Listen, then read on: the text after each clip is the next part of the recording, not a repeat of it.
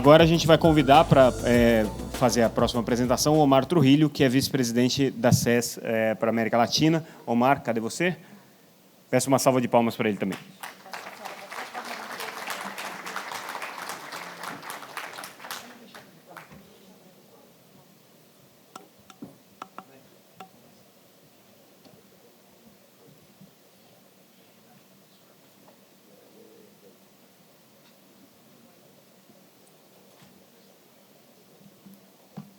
Olá. Bom dia para todos. Eu vou experimentar, tentar fazer a apresentação em português. Eu gosto, todo mundo sabe, eu gosto de praticar meu português. Primeiro, porque eu acho que vou tentar falar o idioma do país onde você faz negócios. Mas, segundo, porque eu gosto da água de coco. E quando eu vou a Baraco aí para um buraco afora aí na praia para comprar os cocos, eles cobram 6, 7, até 10 reais por um coco. E eu pergunto, por quê? Mas fala aí. Aí diz 5. Ele diz, não, o preço mudou. Então, o que eu gostaria é desenvolver meu sotaque carioca até conseguir negociar com os caras lá e comprar o coco a 4 reais. Nesse momento, acho que já chego ao nível que preciso. Obrigado. Bom dia a todos. Obrigado, Samuca, pelo convite. Obrigado a todos pela presença. Oi, pessoal, para falar um pouco mais um sotaque ou estilo brasileiro. Como falaram antes, eu represento a SES Vendas, uma divisão nossa. Nós estamos integrados verticalmente e eu trabalho na parte de Enterprise and Cloud, que é tudo que não é mobilidade e defesa fora dos Estados Unidos. Então, eu trabalho com as Américas. Nós somos precursores de todos os LEOs, e a palestra não é de LEOs, hoje ou de MEOs ou de Empower. Eu vou falar de inclusão digital, mas só aqui, nós estamos a ponto de lançar a segunda geração de Empower. Nós começamos com O3B, a primeira constelação de baixa latência de 8.000 quilômetros, faz já 8 anos, 2014, e agora estamos a ponto de começar serviço com a segunda geração, que é a Empower, que tem maior cobertura, terabits de velocidade, milhas de beams de capacidade, e eu escuto as palestras dos LEOs falando, vamos ligar com MEF em 2, 3, 4 anos. Nós já temos MEF hoje. É implementado. Nós já temos serviços com cruzeiros, já mudamos a indústria de cruzeiros, temos serviços de alta velocidade de 1.000, 2.000, 5.000 megabits ou 5 gigabits, 6 gigabits no serviço no dia de hoje. E com a Empower, que começa serviço em Q1, no ano próximo, nós podemos também fazer ponto a ponto, não só trabalhar com gateways. Então, temos essas coisas no mercado já, hoje. Acreditamos nas redes híbridas. Nós somos também os primeiros que tivemos redes híbridas com O3B e Geo, e agora estamos até integrando, às vezes, LEOs também, quando a gente precisar. Mas agora, o tema da palestra, que precede a palestra justamente de redes de inclusão digital, o Brasil é o pioneiro. Isto está bandeirado, lançando mesmo um satélite que está quase dedicado totalmente a serviço de internet de inclusão digital. Então, tem muitos programas muito interessantes, de saque e outros, que são ativos hoje. Mas a gente tem a vantagem de conseguir olhar os programas de outros países, nas Américas. E a gente queria apresentar um pouco, mostrar o que está acontecendo em outros países, que talvez pode gerar ideias, poder mostrar que diferenças fazem e talvez algumas coisas que podem ser boas de outros programas. Então, eu não preciso muito dizer para que é bom o satélite e por que é bom para os programas satelitais, os programas de inclusão digital. Estes programas sempre têm precisam de algo, que é uma rápida implementação. Os governos sempre querem ter isso. E o satélite que tem, imediatamente você consegue chegar a todos os destinos, não? No nosso caso, aí mostramos o MEO e o GEO. Mas satélite em geral, e todos aqui sabemos isso, uma das principais vantagens é conseguir chegar rapidamente aos destinos. Agora, sabendo isso, nós estamos olhando e eu vou falar de 3 programas, um programa do México, da Alasca e de Guiana Francesa. Então, alguns KPIs que estão mudando em alguns países, algumas diferenças de onde é o enfoque dos programas, por exemplo, internet sempre foi, ou telefonia rural, sempre foi o enfoque. Mas agora alguns desses programas estão se perguntando, o enfoque que estamos tendo para 4G ou 5G nas zonas rurais está dando certo ou não? Porque tem obrigações, mas às vezes o serviço não é o que o regulador ou o Ministério de Comunicações gostariam que fosse e o que os usuários nas zonas rurais gostariam que fosse, principalmente em 4G e 5G. Outra coisa que acontece, às vezes, com esses programas, é problemas de continuidade. O programa é muito bonito, dá serviço, consegue chegar a muitas localidades, muda o governo e, às vezes, descontinua. E caem muitos sites que ficam desligados durante meses ou até anos em alguns países. Alguns países também, alguns desses programas, estão fazendo um enfoque para dar o mesmo tipo de serviço nos habitantes destas zonas rurais que o serviço que tem as pessoas que vivem nas cidades. Quando falo disso, é as mesmas velocidades, porque até agora, em geral, as pessoas falam, ok, eles não têm nada, chegamos pelo menos com água. Mas, principalmente na América do Norte, isso está mudando, e eles estão falando, é justo para eles ter o mesmo nível de velocidade que a gente tem nas cidades. E, ao final, o objetivo é conseguir um desenvolvimento social, econômico das pessoas nestes povoados e lugares remotos. Então, eu começo com o caso do México. Aí tem, o governo está utilizando a CFE para implementar estes projetos. Já algumas pessoas falaram desse projeto ontem, mas eu vou falar um pouco o que nós fazemos também, mas o que o governo está tentando fazer. Então, eles decidiram implementar internet, mas também mobile backhaul diretamente, 4G diretamente do governo, não obrigações para os operadores. Eles estão implementando mais ou menos uns 25.000 sites, uns 20.000 e tantos de internet, Wi-Fi, e uns 4.000 via satélite de mobile backhaul. Além disso, o projeto é maior que isso. Eles estão implementando mais de 100.000 sites, mas 80.000 ou algo são sites terrestres. Eles chegam com fibra e estão fazendo contratos disto. Mas tem uns 25.000 satelitais e com velocidades, no caso de 4G, até 60 por 16 por site. Eles começaram, na verdade, e estão fazendo o projeto por fases. Eles começaram em 28, alguns sites, e aconteceu o que sempre acontece. Os sites de 4G ficaram lotados o dia que chegava o serviço. Então, eles começaram a subir na seguinte fase e já tem alguns, eles têm níveis, e tem alguns níveis de 60, 16. Falta ainda uma fase de implementação de uns 1.000 e tantos sites mobile backhaul, e eles estão falando de velocidades ainda maiores aí. E no caso da internet para escolas, centros de saúde, povoados, de só Wi-Fi, estão fazendo 12,3 de megabits com uma contenção de 21. E aí estão implementando uns 20.000 sites. Isso sim já tem todos implementados. Então, qual é o maior os KPIs que eles têm? Um é construir uma infraestrutura de 4G para chegar diretamente, não só com o ViSat, mas com a torre, com o RAN. Eles estão contratando tudo para dar esse serviço ao governo diretamente. E outro é quanto é o impacto. E eles estão falando de um impacto de umas 5 milhões de pessoas no caso do Wi-Fi e de mais de 3 milhões de pessoas nos povoados de onde dá na LTE. Então, são povoados de entre 500 e 2.000 pessoas, algumas vezes conseguem consolidar. A CFE utiliza os mesmos edifícios do governo para instalar os ViSats e ao lado instalar as torres, o RAN. Eles mesmos utilizam uma licença que o governo deu, de licença de 4G de 700 megas, que o governo deu a outra empresa que é parcialmente propriedade do governo. Então, eles têm acesso à licença de 4G e essa outra empresa também tem um MVNO.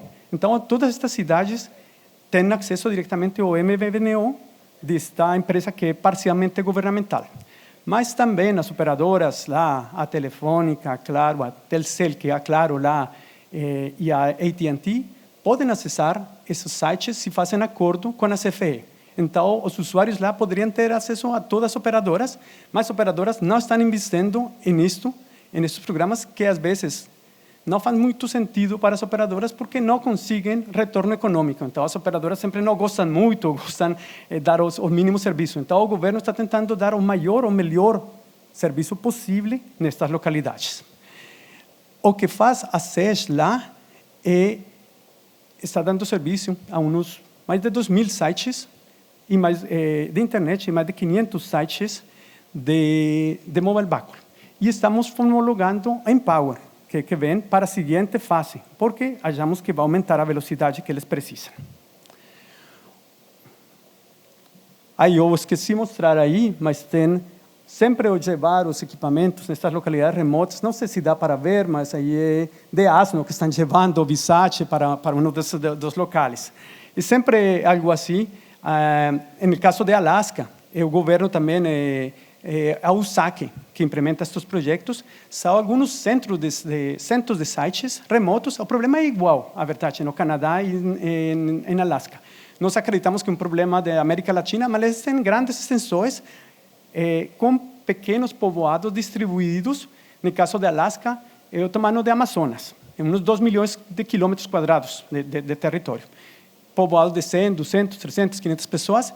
E o governo quer conectividade de longo prazo para escolas, para centros de saúde, que podem ter aulas remotas, exames remotos, que os centros de saúde podem ter consultas remotas e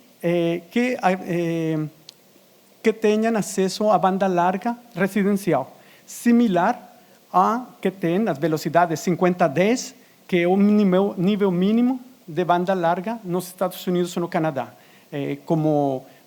regulatoriamente. Então, eles estão implementando isso. No caso nosso lá, eles dão programa de longo prazo, 5 anos, 10 anos de subsídio para infraestrutura e para OPEX, para o backhaul. Nós ganhamos, com a empresa que comprou a gente, a DRS, no ano passado, ganhamos alguns desses projetos lá, e implementamos, e uma solução, uma combinação de Geo, Leo, fizemos uma parceria aí, porque precisávamos, e construímos infraestrutura terrestre mesmo. Então, o core da SES continua sendo satelital, e não acho que isso não vai mudar. Mas damos soluções de conectividade, e se precisamos integrar soluções Leo, se faz sentido, ou se precisamos implementar também micro-ondas, isso fazemos. Neste caso, a foto também é uma pessoa que trabalha para a SES, fazendo uma manutenção, aí, uma torre micro-ondas. Vocês não acreditam, mas esse ainda não é inverno, é outono. Então, eles falam que inverno é bem mais duro. O terceiro caso também aí, é na Guiana Francesa, é similar a Alaska em certo sentido, é o governo francês falando: nós queremos que os territórios franceses fora da França, entre eles a Guiana, tenham comunicações ao mesmo nível de qualidade que tem na França. Então, é o princípio mesmo, alta velocidade para banda larga nas casas, alta velocidade, acesso a 4G nas zonas rurais. É um departamento pequeno, 300.000 pessoas, umas 100.000 pessoas moram nas zonas rurais. E esse é o objetivo do governo francês. Eles também estão pensando no longo prazo, estão dando um sustento de 15 anos, estão dando sustento para construir infraestrutura de fibra no litoral, no interior, infraestrutura de satélite, e um sustento de 15 anos para uns 3,5 gigas para começar de capacidade de backhaul satelital, dar 4G e dar banda larga residencial. Nós aí fizemos, não somos diretos, temos uma parceria com a Malink, que está fazendo integração de C17 para os serviços de banda larga e de Empower para os serviços de backhaul de 4G para começar. O objetivo deles é mudar ao longo do tempo a 5G também para estas regiões. Então, novamente, alta velocidade para igualar os serviços, a qualidade de serviços às zonas, às cidades, zonas urbanas, e projetos a longo prazo. aqui, tenho um par de minutos aí para a último lâmina aqui. Algumas coisas que estamos vendo nestes projetos, então, é que a velocidade de implementação, e no caso aqui, no caso em todos os países, os governos têm interesse de implementar rapidamente para poder mostrar o benefício para a população durante o termo de governo, idealmente. E estão tendo aproximações um pouco diferentes agora, a vezes, para as políticas de implementação de 4G, porque alguns governos estão olhando que não dá certo e não é evidente para as operadoras chegar com um serviço de 4G a estes povoados de 500 pessoas, 1.000 pessoas, e dar um serviço de qualidade, porque o caso não fecha. Então, eles estão procurando alternativas. Às vezes, desenvolvendo campeões locais para fazer estas coisas com parcerias, não? E mesmo dando acesso à frequência de 4G de forma um pouco mais flexível para conseguir fazer estas coisas. Mesmo se não seja um acesso licenças para todo o país mesmo, com algumas restrições. Estão procurando estas soluções de longo prazo para evitar dar continuidade a esses serviços. E, finalmente, uma coisa que também, às vezes, é um problema com estes programas é que os KPIs não são claros.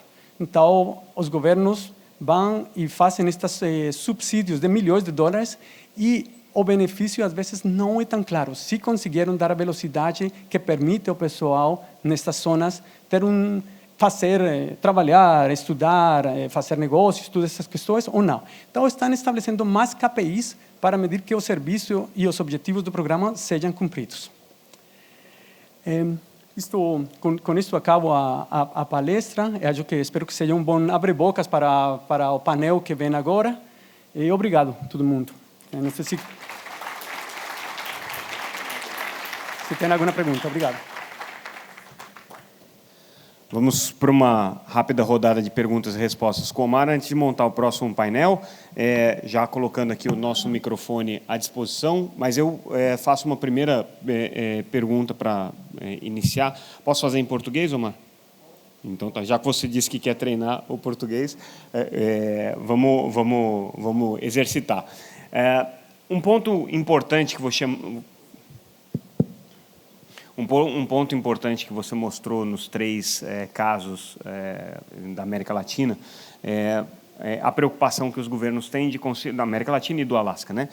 A preocupação que os governos têm de conseguir manter, mesmo na prestação de serviços em áreas remotas, uma qualidade de serviço compatível com aquilo que se tem como parâmetro médio para a população.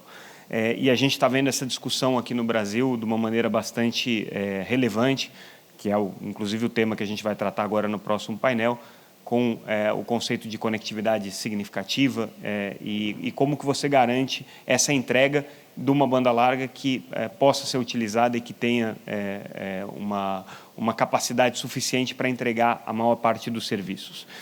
Como que as soluções por satélite podem atender isso, considerando que o satélite tem algumas limitações? Usar, por exemplo, a constelação MEL é essencial para isso? Partir para uma solução mPOWER é essencial para esse tipo de serviço? Ou com o modelo tradicional de satélites é possível também atender políticas públicas? Eu acho que não é sempre, tem que ter um balance para começar a ser objetivo, não? Porque, às vezes, há países com mais dinheiro que conseguem chegar e fazer isso mais facilmente. Novamente, falamos Canadá e Alasca, no caso dos Estados Unidos, tem, primeiro, mais capital para investir e também populações mais pequenas para atender nessas zonas rurais. Então, é mais fácil chegar e investir mais dinheiro, bem seja fibra ou satélite G ou MEO, o que seja. Aqui na América Latina temos que fazer o balance de dar cobertura também. Então, é mais genérico. Mas eu acho que, ao final, uma GEO, MEO, LEO, terrestre, é uma mistura. É o que consegue dar o serviço que o cliente precisa, o governo precisa. Então, tradicionalmente, o GEO foi mais custoso e não conseguia atender alguma dessas coisas, mas está mudando bastante a situação agora com o GEO-KA. Spotbeam, e está mudando com a legada de mais MEO, mais LEO, tudo isso. Então, acho que continua sendo um híbrido, afinal. Para algumas dessas aplicações, tipo televisão, para dar vídeos de treinamento, dessas coisas, o Geo continua sendo o melhor modelo, por exemplo. Então, termina sendo uma mistura, acho. É uma questão só de encontrar um ponto de equilíbrio, né? E, como você colocou, né? Definir bem os KPIs, definir bem quais são o que se quer, no final das contas, exigir daquela política pública. Claro, mas tem uma tendência para crescer, meu Leo, claramente. Vocês, especificamente, com o Empower, ainda não sei se já está comercialmente disponível para esse tipo de aplicação, mas com o O3B, vocês têm priorizado para políticas públicas a constelação MEL ou a constelação GEO? Até agora trabalhamos muito mais GEO, somente porque nós temos uma limitante com o O3B de número de BIMs, questões dessas. Isso está mudando agora com a chegada de Empower, porque temos muitos BIMs, terminais de menor custo, então conseguimos trabalhar, e por isso na Guiana Francesa, por exemplo, o projeto é com Empower também combinado com GEO. Mas até agora, com o O3B, pouco. Agora, esses projetos de políticas públicas, eles necessariamente precisam do investimento do governo? Ou você vê algum programa de política pública que consegue ter atratividade econômica para que vocês explorem esses projetos sem a necessidade do investimento de governo? Nós temos explorado em alguns casos e, às vezes, consegue um retorno, mas é um caso, eu não sei se diria atípico. Se você vai a um povoado que esteja perto de uma mina, por exemplo, de exploração de petróleos, o pessoal nesses sites tem o dinheiro para fazer o caso sostenível. Mas muitos desses povoados, não, a verdade, não têm o recurso. Então, já é uma questão dos governos, sabe, que falam, vamos fazer algo porque é um direito da população, como é energia, como é água e questões destas. E quando a gente fala, pessoal, se alguém quiser fazer pergunta, eu estou aqui, porque eu me animei com alguns pontos aqui, já estou até antecipando o próximo painel, mas vocês só sinalizem aqui para mim, tá? Com relação a aplicações que podem ser desenvolvidas em cima dessas tecnologias de satélite, mas para atender não necessariamente as políticas públicas civis, mas também as políticas militares de observação, de comunicação, de segurança. Como que tem sido hoje a demanda dos governos por isso, principalmente na região da América Latina? Temos alguma atividade. A verdade, a maior atividade nossa, e acho que toda a indústria satelital, é nos Estados Unidos, com o Departamento de Defesa, não? E isso continua, e nós acreditamos que para MEO e LEO vai ter uma demanda muito grande nos próximos anos do governo americano e agora do governo europeu. Na América Latina, acho que o Brasil é novamente o bandeirado com o programa aí, com o satélite que é compartilhado na Telebrás e para a defesa, programas de defesa. Sim. Então, há um interesse, por exemplo, aqui, mas estamos vendo outros países que estão começando programas, porque todo mundo está olhando o espaço, talvez porque também está de moda um pouco, mas também porque estão olhando e dizendo as políticas, os interesses dos países têm que ser defendidos e satélite vai ser alguma parte crítica. Estão olhando o que está acontecendo na Ucrânia, por exemplo. Então, estamos vendo no Chile, tem um programa agora muito ambicioso de satélites. E vemos outros países da América Latina começando a olhar este tipo. É um pouco na infância, mas acho que vai um fenômeno que vai ser global. Perfeito. Alguma pergunta da plateia? Tem uma pergunta aqui, por gentileza. Depois uma. Agora tá. Bom dia, Omar. Russell, tudo bem? Tudo bom. Quando você quiser comprar água de coco, você fala, me dá uma água de coco aí, cara. Aí vai custar R$4. Omar, você viu as palestras que foram feitas anteriormente e está vendo a disruptura que a Starlink está trazendo e a Amazon também. E vimos aqui a apresentação da Telesat, que está focando em mercado empresarial. Eu sei que você fez uma palestra voltada para políticas públicas, mas a pergunta que eu tenho para você é sobre o mercado corporativo empresarial. Como é que você vê esse mercado, já que você também é responsável na SES por isso?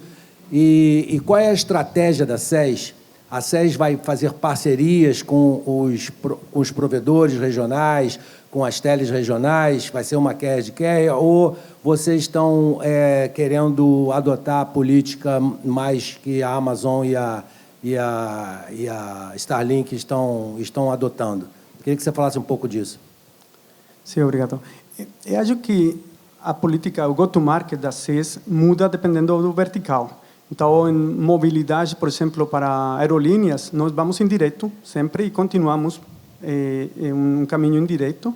Nos cruzeiros, foi quase obrigatório, mas nós tivemos que ir direito, porque a começo da O3B ninguém queria integrar, os provedores de serviço não acreditavam que ia dar certo e as cruzeiros, as linhas de cruzeiros estavam pedindo. Então, a gente foi direito, eles gostaram, ficaram e mudamos a indústria. Em geral, eu diria que o mesmo acontece em enterprise. Então, dependendo do tipo de negócios, trabalhamos mais ou menos direto. Empresarial, nós trabalhamos com parceiros, provedores de serviço, e temos vários os parceiros aqui nesta sala.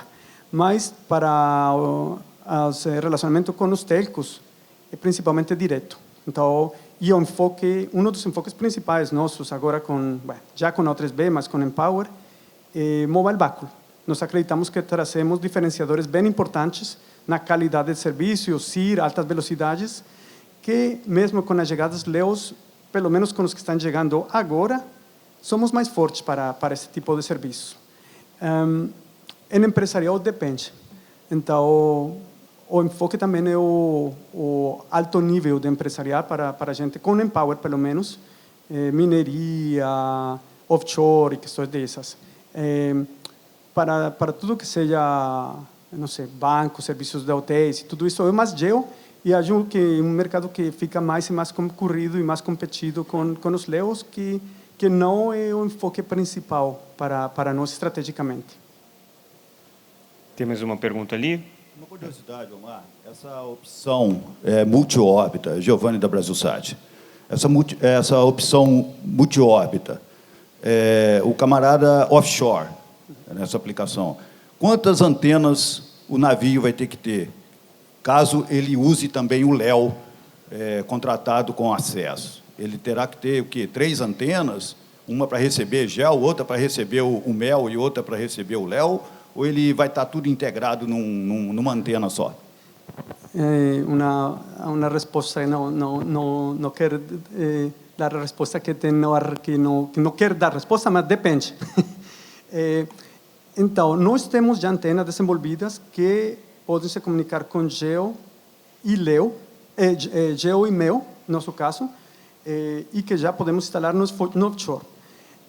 Então, se o cliente só precisa um backup em caso de, pode trabalhar com essa antena.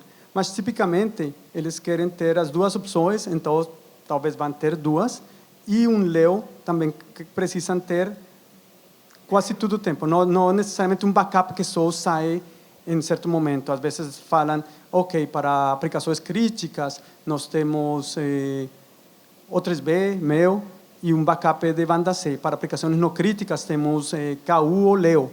Então, eu acho que não vai reduzir-nos para o mercado offshore ou para o mercado de navios a uma antena. Vai ficar 2, 3, mesmo se as antenas podem trabalhar em múltiplas órbitas. Gente, pediria uma salva de palmas então para o Omar. Obrigado pela participação, Omar.